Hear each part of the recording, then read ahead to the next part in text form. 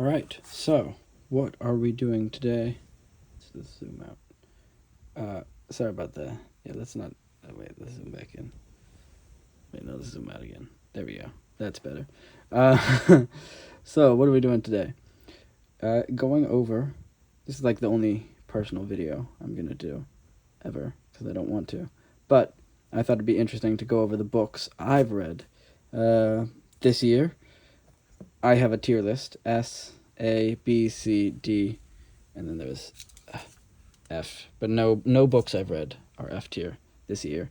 I also separated the Shakespeares because there's like I read a lot of Shakespeare because I was like, oh, I should read a bunch of the Shakespeare books, and then also the only D tier books are Shakespeare because you know some of them aren't great.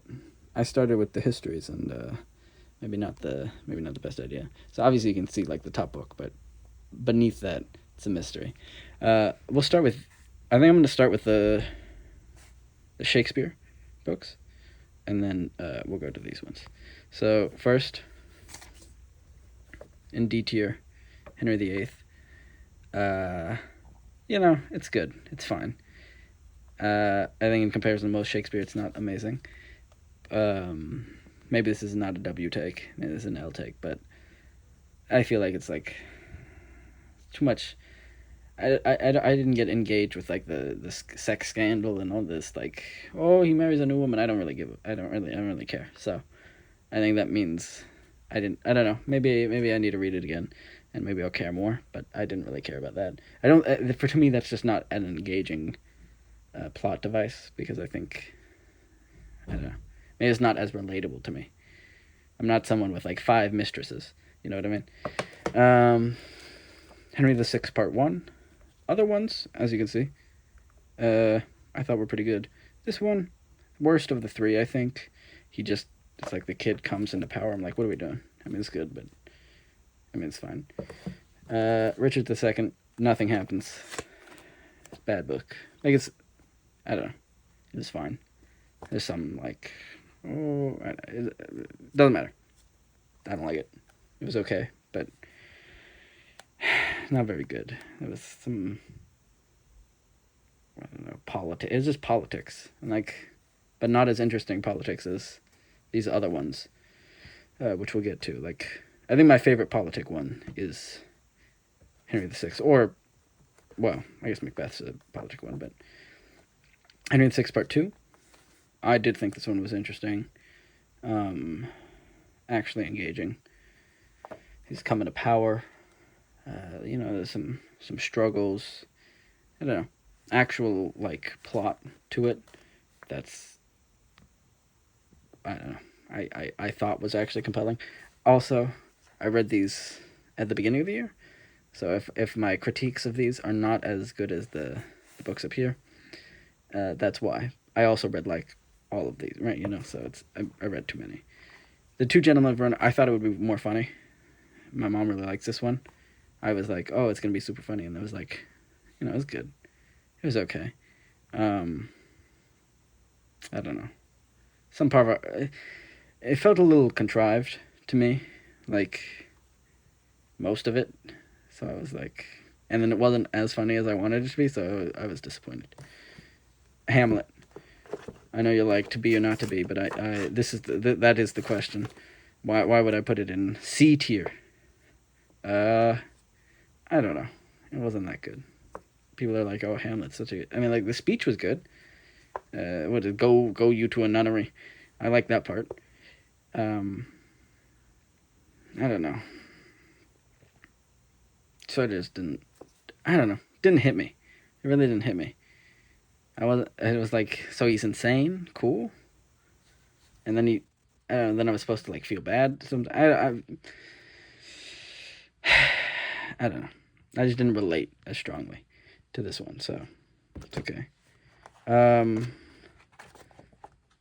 gonna be honest. I don't really remember much from Much Ado About Nothing. I think that's why I put it here, because I was like, I think it was a little funny at some parts. I remember laughing, and then that was it. I know it seems like I'm not like a literary critique, but once we get up to these, it gets better. Henry Six Part 3 was actually very good. Like actual battles, super fun, super interesting. Um, I like it when like a new ruler comes in every couple pages, so it's kind of interesting. And like they're like, "Oh, we won," and then a new army comes and they lose. So maybe I just like battles, but I thought it was interesting because there was actual movement in the plot. Henry V. I just like. I really love that speech he gives. You know, where he's talking about we band of brothers. I think that's a very compelling speech. I think the book itself is sort of carried by that whole scene, that not scene, that whole part of the book, the end of the book. But the rest of it's actually quite interesting. There's a lot of interesting characters. It's like let me make sure I'm saying this right, but I think the interplay. It was the first time I'd read this interplay between France and England, in the Shakespeare books, and that was really interesting. It's like he marries the princess, and then the Dauphin comes back and starts. I thought that was it did politics very well, and then this final battle was super interesting. I think B tier. And maybe it deserves it. All right, I'll put it. I'm gonna put it. I should put. No. I think I'm ranking things too harshly, but yeah. Maybe these should all be moved up to S and A, but I'm gonna keep them where they are because I feel like S tier needs to be like way better. Maybe we'll do that. We'll do that. Merchant of Venice. I thought it was really interesting. Sort of. It was like it was a good read, but I actually read this in Venice. That's why it's so beat up. It was cool, but I don't know. The Jewish guy being the bad guy is like. I was sort of related to him. I was like, he's not that bad. He's not that bad. Come on, guys. He's sort of the bad guy, but you made the deal. And then at the end, where it's like the two girls come to save. I'm like, that's cool, but it's sort of contrived. And I think that's sort of a theme with a lot of Shakespeare, is it's a bit contrived, but that's okay. King Lear, put in A tier, maybe S tier. I read it a little while ago, at the beginning of the year, like a lot of these. So, but I mean, come on, King Lear's just speaks for itself. I think the jester character is definitely my favorite in the sense that like I think you learn the most from him. Is also a compelling point of view, and I think that's interesting, right? Also, that destroyed father. I like this thing where it's like nobody's the super good guy. Not that nobody's the good guy, right? But you like how I use these adjectives. But there are so many characters who are morally gray, and I think that was what was most compelling. All right, Macbeth. I don't know. Like, I think it's just objectively that and King Lear is his best books, or best plays that Shakespeare wrote. This is certainly my favorite, and I mean, there's just so much depth, and I really do like the character of Macbeth himself. I think the play between fate. I think that fate idea is just so interesting. It's like, how can we avoid fate? It goes back to a lot of the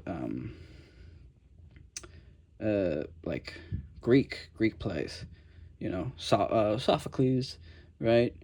Where you can't avoid fate. You make fate. You meet your fate on the road to avoid it. All these ideas, I think, are very interesting. And so is Lady Macbeth, right? So it's just so many interesting, compelling characters that compound to make this book amazing. All right, now moving to the other books, we'll start at C tier. Nudge, Richard Thaler. I am big into behavioral economics. I think it's super interesting. This book was just too slow, too dumb. Not too dumb. It's smart. It's very smart. I'm a slow reader, so I got the point of what he was saying, and then he repeated his point like 15 times. And at first it was like, oh, it's sort of interesting, but I already knew quite a bit about behavioral economics, and so it's a good like starting place. I think if you knew nothing, you should read this book, because he's a great writer, very, I would say, charismatic writer, if a writer can be charismatic. But yeah, it was a lot of fluff to me, but still some interesting points he made. The Pearl, oh my gosh, baby book, but like so interesting, so much pain, and this like the ideas of what are we fighting for, and also this world that Steinbeck creates of this like secluded community. I think it really pulls you in, and the fact that it's so short, it sticks so much meaning, so much gravity into just how many pages? 100 pages, 113, 115 pages, like just so much there. And I can't. And then this ending. I mean, it's just beautiful. It's a great book. Italo Calvino. Why read the classics? I think it helped me understand so many different genres.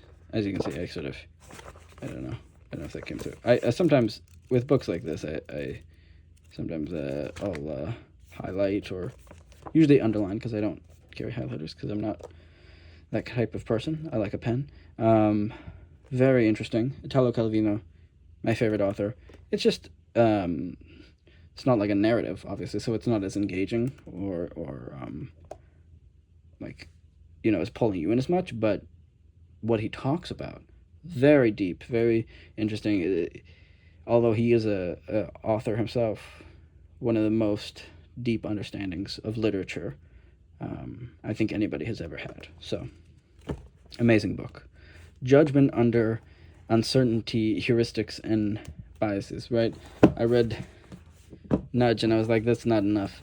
So, Daniel Kahneman, Amos Tversky, I mean, best there are when it comes to, obviously Tversky's, oh, well, I guess both of them have passed now, but both deserved the Nobel Prize, even though Kahneman was the only one around to pick it up. But it's the understanding you gain from a book like this, where obviously it's a lot. Some of it's dry. It's very dry, right? Because they're talking about studies, but it's just this radical understanding that the way we perceive the world is not rational. That's obviously there's implementations, but then can we find order in this irrationality? That was super interesting. I love Daniel Kahneman. So, great book. Actually very interesting. Probably not for everybody, but if you're interested in learning more about behavioral economics, it's definitely an interesting read. The Sun Also Rises. Not a lot of I'm a big philosophy guy. Not a lot of philosophical depth in this book, but I mean, you can read this infinitely. It's so good, so good. I mean, I felt like it was like a day I read this. That's not true. It took me a while. I'm a long reader, or a slow reader, but very good, very engaging, very interesting. War and Peace. Tolstoy. You're like, what is this, A tier? Supposed to be S tier book? I mean, it's kind of long. 2 epilogues. Second epilogue is like a waste of your time, and after reading so much, to end on that note, bit off-putting. I also like philosophy a lot, and in this book, they sort of shy away from it. I think, to me, my favorite parts are where there's this deeper psychological understanding, where there is this philosophy of war, of truth, and I think the arcs these characters go on, from randomly inheriting, not randomly, but inheriting this great fortune and being like a sort of nitwit to fighting at war. I mean, finding meaning, finding religion, all this stuff is so interesting. I mean, it's very engaging. I think anybody could read War and Peace. I mean, it's like scary, but I mean, it's an amazing book. All right, Dr. Zhivago. Another A tier. I don't know. I would say it's very similar to War and Peace in how I would rank them, but and sort of in the, it's a more, so obviously it is later than War and Peace. I find a lot of it. I think anybody would find it contrived. That was sort of my first takeaway, but I think when you let that sit with you, I think that reveals the point of the book to some extent, of showing a world where life is not decided by you, right? Where even this person who is sort of like has all the advantages almost, still is being pushed by the winds of fate. He really isn't in control of his life. And so it makes some of these things seem contrived, but definitely the first part, like, I don't know how many chapters, but the first portion, very interesting with the war, or not war, this uprising, the handling of these people. Then throughout, you kind of understand that it's not that there is these good guys against these bad guys. It really is just a mess of pain and loss, and I think that understanding is very interesting.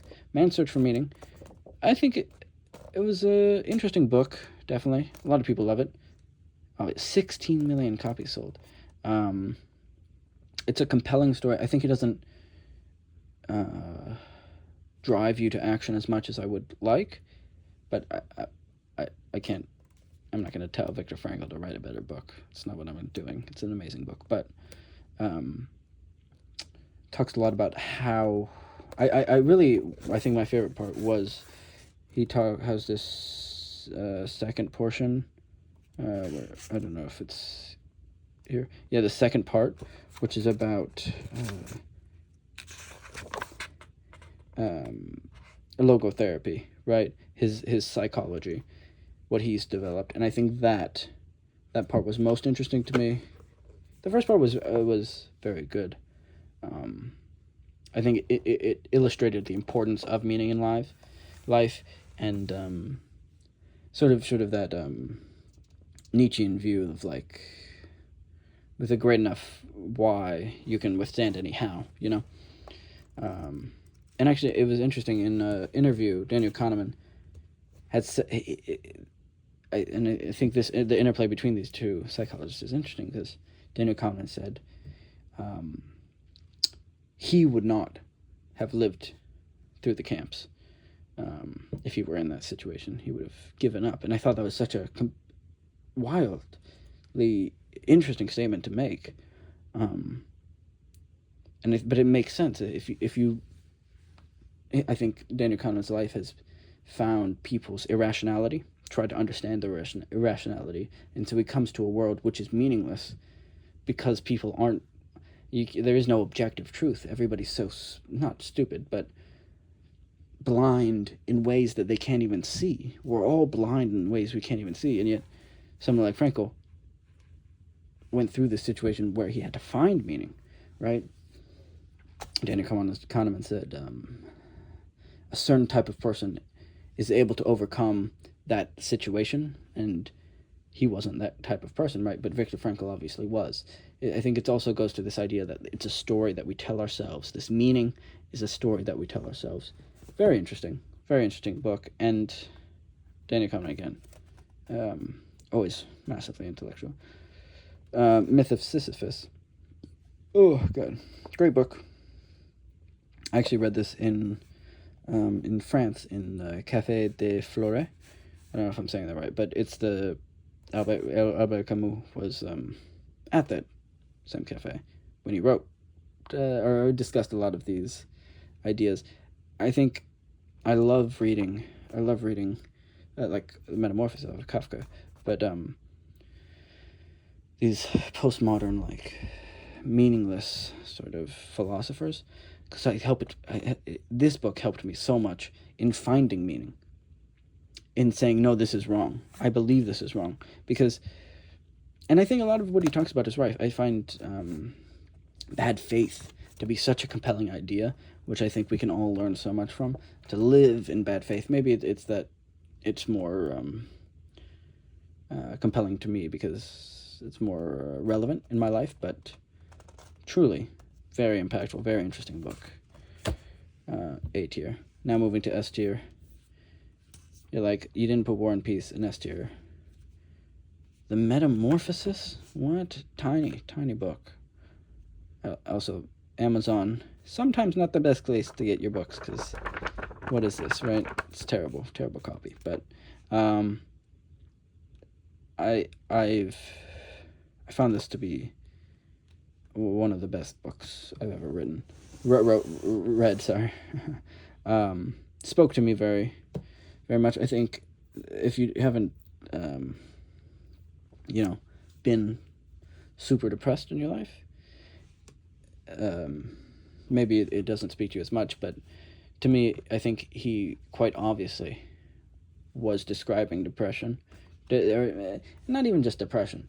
I mean, there's the parallels to outsiderness, but I think it spoke to my personal experience with depression a lot, of this desire to help other people, that your family around you, to this feeling of being a burden, right? Truly a sad story, but I don't know, something in there that we can all learn, I think, a lot from. Mere Christianity. What are we even doing? Maybe it's not an S tier, maybe it's an A tier book, but I found it very compelling. I think C.S. Lewis does an amazing job talking about Christianity. I think I grew up very atheist, right? Very atheist in a household that's very atheist, right? And so it opened my eyes to this idea of, like, more so though, of Christianity being less of, like, of this pie in the sky idea, more a real idea. I think there's so much in here, so much. But one of the key ideas I love is he talks about God as being this fifth dimensional being, and I think that conception of God really spoke to me, because it was hard for me to understand. What is he? Where is he? What is this? How does he see time? How is he here and everywhere? And, like, you can say that, I understand that he is everything and everywhere, but if you say he's fifth dimensional, to me that makes sense, right? To me, it means he's beyond time, and yet in all time, and in everything in all time, and yet not beholden to anything, right? A lot of Christian theologists and philosophers who take the philosophical lens of Christianity, rather, talk about this idea that God does not exist. He is not in the genome of things that are or that exist. he is instead, he's not part of this world. He's not the greatest being. He is being. He is all of the beings. And I think that idea helped me understand more about Christianity. There's a lot here, though. I think it's a very interesting book. Last one, S tier, Don Quixote de la Mancha. I mean, you can't. I mean, Cervantes wrote probably the best book ever. It's made me laugh so much. I mean, it's just so beautiful. I mean, and then the self-referential stuff in the second book, where he's talking about this other person who published a second book to his book, and then he's talking about them in the book. I mean, it's just, I mean, come on. And my copy also has these beautiful illustrations. It's just so interesting because it's such a winding, meandering tale, but there's so much here. There's just so much here. Let's see, is there another? Yeah. It's just so beautiful. I mean, there's not enough I can say positively about this book. So you get to understand these other characters so well, so much, and I mean, if you were going to read any book that I've talked about, is this one, because you can also see the parallels between this book and so many others. Also, look at this, $10, baby, $10. Your boy got a steal. Yeah, no, it's just it's beyond good. It's truly one of the best books. All right, last thing. What am I currently reading? Those are all the books I finished reading. Crime and Punishment, Dostoevsky. Haven't gotten terribly far, but interesting book so far. The Mind's Past, super interesting, talking about the psychology of why the mind, why we rationally understand the world, right? Why do we think? Why are we a being beyond the mind? Why aren't we just natural processes that are reacting to things? I mean, and it talks to me like I'm a child sometimes. Although there's just definitely a lot of complexity to it. It's still understandable. Although I have obviously, a lot of psychology background and understanding. Very interesting. Very good. Also, the Bible. I don't even know. I'm reading the ESV. I don't know if that's the best version. It seemed like a more literal translation when I was looking at them. But there's a lot there in the Bible. I'm not going to rate it or talk about it that much, but a very interesting book, definitely. And I think something, even if you're not Christian, or if you don't even want to think about it, or you don't like, Christianity, I think you need to read it and try to understand it, at least, just because it's so pervasive in our world. Not only in those who talk about theology and those who are religious, but also, Don Quixote, all of these books.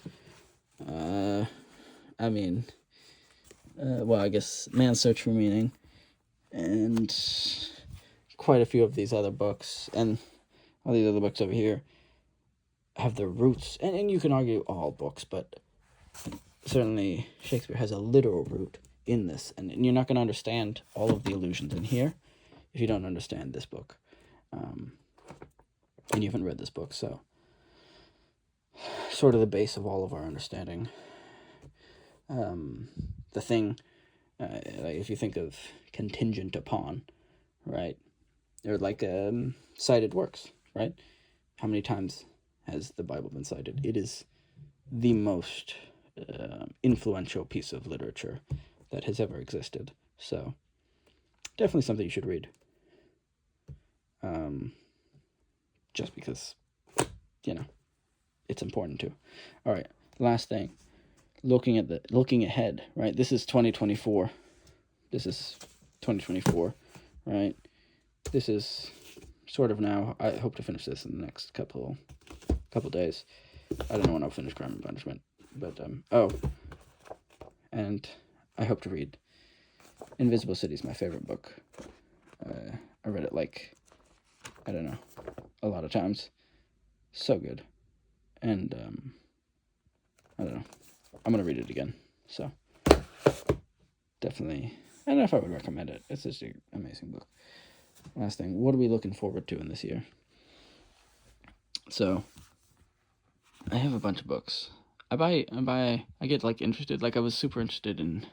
Oh, that's right. I'm also reading. It's not my work, but The Wealth of Nations, books 1 through 3. I'm reading those. I bought 4 through 5 because I thought I didn't realize they were separate, and then I was like, oh, I should get these two.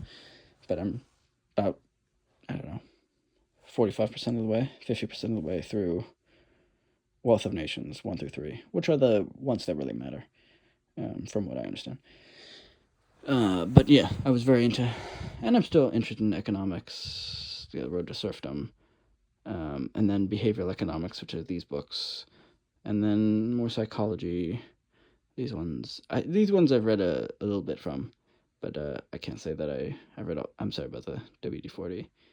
I was working on my motorcycle. Some psychology, which I want to. Psychology is what I'm sort of pushing myself more into, and so that's what I'm hoping to read more of. Not these ones. These ones are like adventure books from an old time, which I actually really like. Oh, I forgot one book I have read this year. These ones my former therapist, I guess. So we're friends now, and she was like, oh, if you're interested in psychology, these are the books to pick up. Interested in not psychology, but more neuroscience. So, and she's the one who gave me the psychology book over there. So I'm getting my way through these. Young, Unconscious, We Who Wrestle with God, I think. I haven't obviously read it, but Jordan Peterson, sort of a smart guy. I find some of what he says interesting, so I thought it'd be good. Behave, another, like, human biology, or human neuroscience, sort of, but also biology book. This is the rest of the, anyway, what else do I want to read?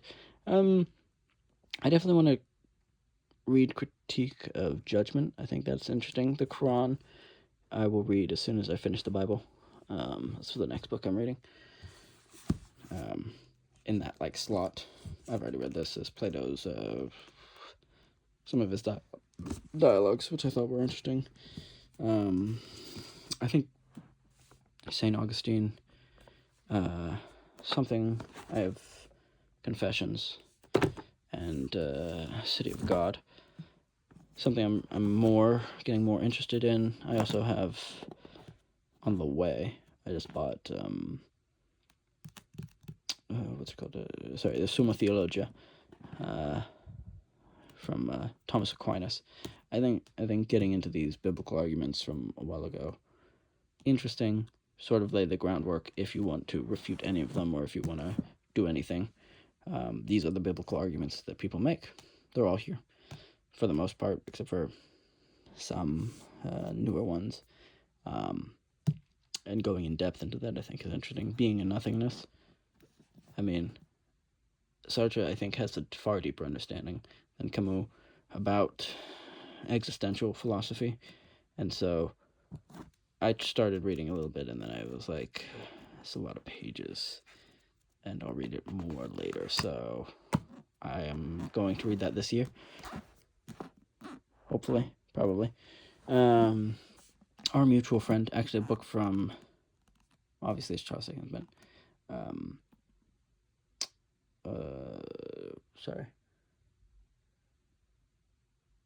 Italo Calvino, we said, why read the classics? This was one of the books he was recommending, and talked about a bit, and I think I actually got this from Christmas. I was talking to somebody about it, and they're like, "Oh, I'll get this for you," and I was like, "Great."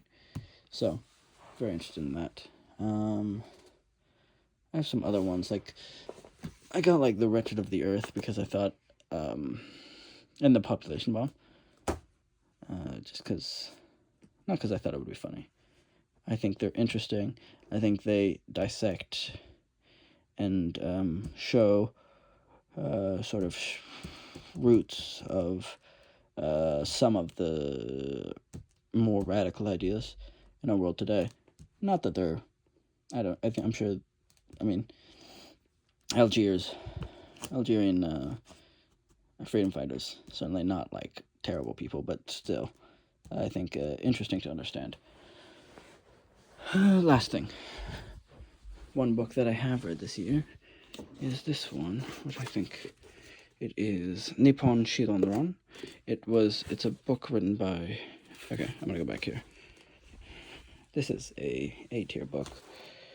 It's written by a governor of a province in Japan before the Second World War. Talks about the Meiji Restoration a lot. Not talks about it. It's not like it happened. It's happening in this book. And he's definitely pro-empire, obviously. Everybody was. But it's so interesting to be in the mind of somebody who is, a fascist. And yet, I think it humanizes them, because this man sticking to beliefs, nationalist, fascist, certainly. Super, super, super interesting. I mean, the way he talks about a lot of things. He talks about everything from education, cultivation of learning. I mean, it really opened my eyes to a lot. And it made these radical ideas that we now see as radical, like fascism, seem not so far away, or not as far away. Sort of an idea, Dana Kahneman talks about sometimes, where it's like nobody predicted, very few, like two people basically, very few people predicted the 2008 financial crisis. Those who did, made some money, cool. However, when we look back, right, you see The Big Short, and then you just assume, if I was back there, I saw it. Or the people who didn't see it, the people in government and the bankers who didn't see it, they were just stupid. They're not stupid. It's very difficult to see. And I think this book is like, you can see where he moves into some ideas which led to the war. But again, it's not a radical book. It's just massively interesting. Massively interesting. I love this book. Super, super good. Super interesting. Alright, I think that's just about it. Probably the longest video I've done so far. Talked about this. These are some of the other books I have over here. So that'd be interesting to show. I'm gonna try to read the rest of these this year at some point. And the sonnets. Try to finish the sonnets, these ones, which I think will lead me to be, I don't know, most of the way done with Shakespeare stuff. I just think this is cool.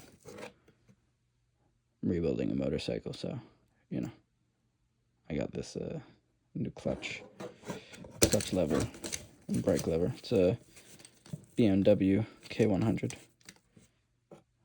Also, maybe. I'm not the cleanest person, okay? Sometimes I am. I'm a clean person. But, when your mind is, I always think a messy room is the sign of a whirling mind, a mind full of different ideas. And often that's where I am. Also, the cream in the bed. Like, what are you doing? That's not good. I have pretty bad eczema all over, so I sort of need it all the time. But what else? That's it. That was my list. These are the books I've read. I think this year, 2025, will be good. I hope you all read more books than you did last year, I guess, in 2024. And, I don't know, have a great year. Bye-bye.